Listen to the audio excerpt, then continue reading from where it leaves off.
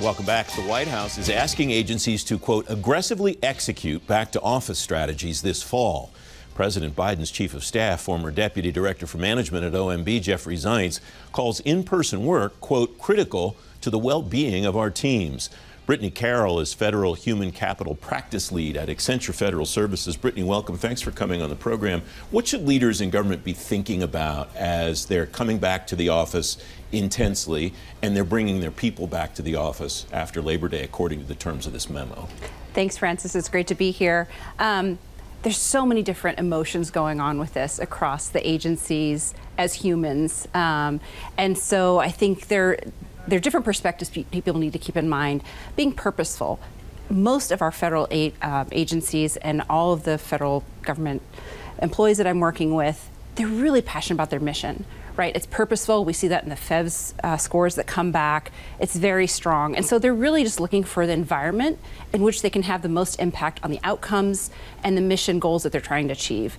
So what we need leaders to think about as employees come back is, what is that environment for them? And it may look different depending on the type of work that they're doing. Mm-hmm. So that is the most important thing, and not just assume it's one size fits all. That's gone. People have become very comfortable in the different ways that they can become more efficient in what they're doing and more productive.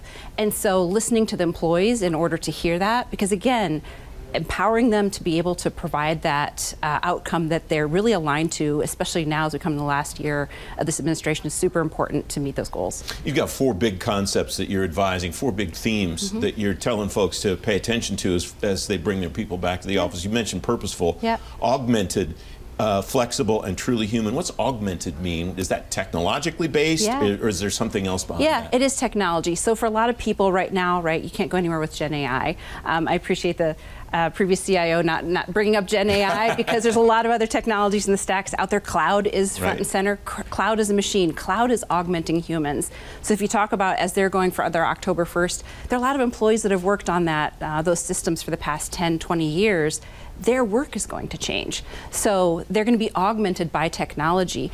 Federal employees realize it's not replacing them, it's making their job easier. There aren't enough people in the federal workforce, and so having technologies that can support that, may that be AI, ML, may that be the RPA, may it just be automation of existing processes, being in the cloud, being co-located, being virtualized, and not being on actual older system that is, being held up. So that is a really important aspect of just also communicating that augmentation, that this is human and machine. That's what's going to unlock the human potential. So agencies need to start talking about that. They're practicing it. We see a lot of AI work groups coming together, but we really need them to start talking to the workforce about that, because they are a little afraid. What are you doing? So be transparent. So when you come back and you have new technologies and you're testing things out, bring in the workforce that's impacted by that. They'll have great ideas. So listen to the workforce when it comes to that and how they might use this augmented technology to help them. This is not new. We've been doing that for at least 10 years. Certainly I started in 2016 with cloud at one of the civilian federal agencies. And we skilled people up in these technologies and helped them come up with ideas of, well, how might they use this? The last item on this list is truly human. What's behind that one? Because it doesn't sound like something easy to wrap your head around right away, I guess. Yeah, so they're humans at work. Things have changed in the past 4 or 5 years since the pandemic, and people have realized they need more. The employee voice has become stronger, and they want to be heard and recognized for their whole self. So it's no longer just the employer saying, hey, here are terms and conditions, and they turn around and say, okay, I guess I'll take this job. Rather, we're now at a place where employees have some requests. They want continuous learning. They want to feel a sense of belonging.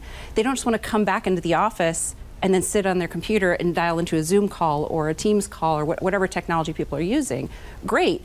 But that's not a sense of belonging. How do you create that sense of community? So I think really focusing on that sense of belonging, both from talent acquisition, looking out a little bit further of how are we providing inclusive opportunities for people who are wanting to come in and have jobs. So that relational aspect, so when you're bringing people back in the office, how are you going to build more relationships? It's a true community. People have created a sense of community at home now with their neighbors by force or by will. They're looking for that in the workplace as well. And so it's not okay to just have the same old work group come together and have bagels on Fridays. You're really going to have to rethink how that's going to work for people to want to come in. Britaini, it's great to have you. It's great insight. Thanks very much for joining me. Thanks so much, Francis. Appreciate it.